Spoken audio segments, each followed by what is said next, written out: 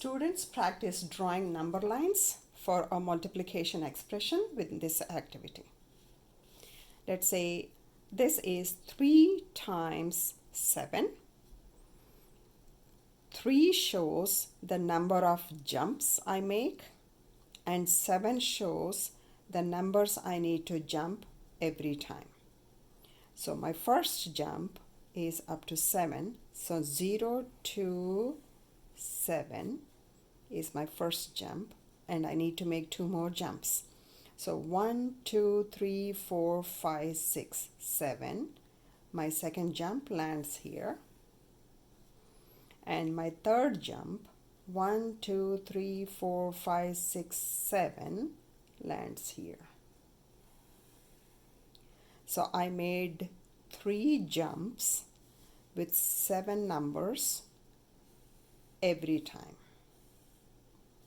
So the expression 3 times 7 means I make 3 jumps with 7 numbers in each jump, and I land on 21. That means 3 times 7 is 21. Let's take another expression. 8 times 6. Do I have? No, I don't think I have that. 7 times 2. So 7 times 2. 7 is the number of jumps I make, and every time I jump 2 numbers. So my first jump starts with 0 to 2. 2 numbers. And my second jump, 1, 2. 1, 2 is my third jump. 1, 2 is my fourth jump. 1, 2 is my fifth jump. 1, 2 is my sixth jump. 1, 2 is my seventh jump.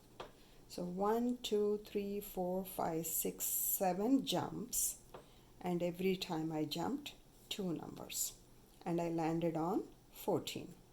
So the expression 7 times 2 means I make 7 jumps with 2 numbers in each jump and land on 14. Or 7 times 2 is 14.